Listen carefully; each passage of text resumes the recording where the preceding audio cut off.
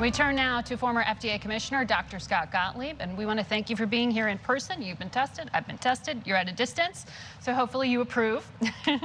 I haven't seen you in person since mid-March, but things haven't gotten better. In fact, they seem to be getting worse and accelerating in the infection rate this week alone. I mean, the numbers are pretty staggering. The president continues to say we're rounding the corner. That's just not factually accurate. No, things are getting worse around the country. I think Thanksgiving is really going to be an inflection point. I think December is probably going to be our toughest month. But when you look at what's happening in states right now, you're seeing accelerating spread. We're right at the beginning of what looks like exponential growth in a lot of states, the Midwest, the Great Lakes region, even states like Texas, where you see 6,000 cases, Illinois, 8,000 cases, Florida, 5,000 cases, Wisconsin, 5,000 cases reported Friday. These are very worrisome trends. There are about 23 states right now that are accelerating the spread right now. The positivity rate is above 10% in 15 states, and all the states have an R above 1, which means that they're an expanding epidemic right now. So this is very worrisome as we head into the winter. Actually, that was acknowledged in a pretty frank interview by Dr. Fauci with the Washington Post that published yesterday. He said neither he nor Dr. Birx from the task force have briefed the president in quite some time. He said that's because the White House didn't like the news. They needed to have a medical message that was essentially consistent with what they were saying. That's pretty flat out saying that medical information and the public's health is being played with for political purposes.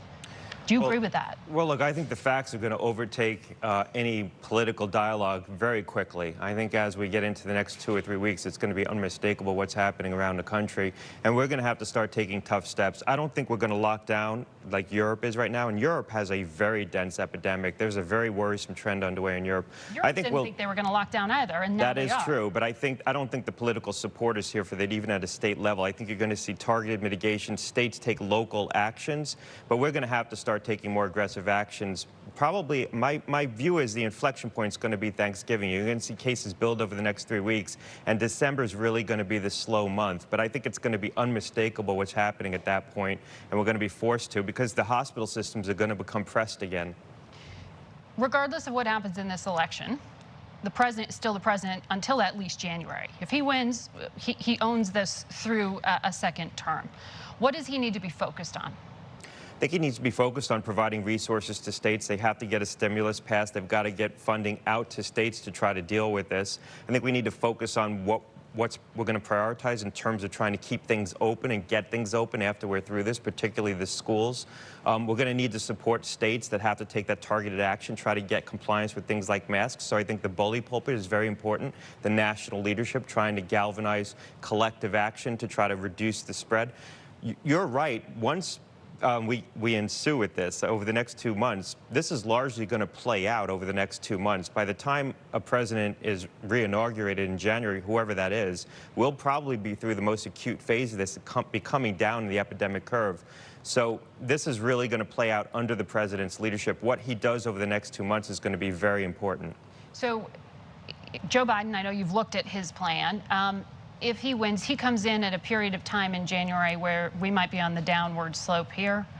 What needs to happen in that November-January timeframe, regardless of who is president? And are we in a scenario where Congress just, none of what you're saying needs to be done gets done? I mean, what does that look like? Well, look, Joe Biden's talked, the vice president's talked about trying to get testing out more accessible to consumers. I think that's going to be very important. I think at that point we should be trying to prioritize open schools in the late winter or early spring.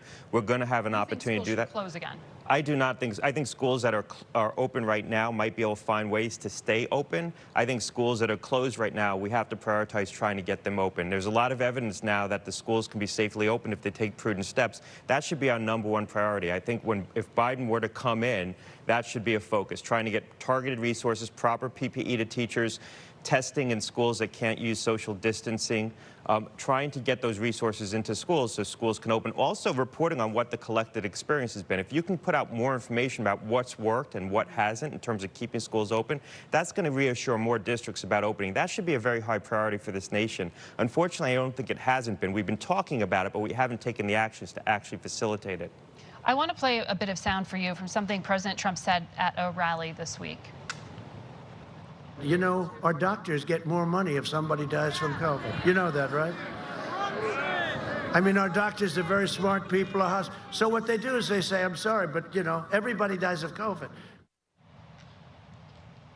It sounds like the president is saying there's some financial incentive for doctors to manipulate COVID data, or Well, they're making money off of it. I think it's troubling to suggest that doctors are manipulating the data to try to get higher reimbursement. The CARES Act, which the president signed, provides for additional money, about 20% more money for a COVID pneumonia case than a regular pneumonia case.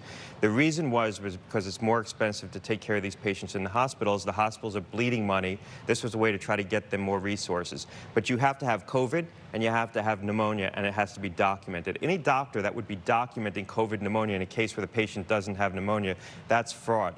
Also, CMS implemented measures to try to encourage hospitals to do more testing inside the hospital. So the testing that doctors are doing in the hospitals is because the government has encouraged them to do that testing. But the only additional money is if you have pneumonia and you have COVID.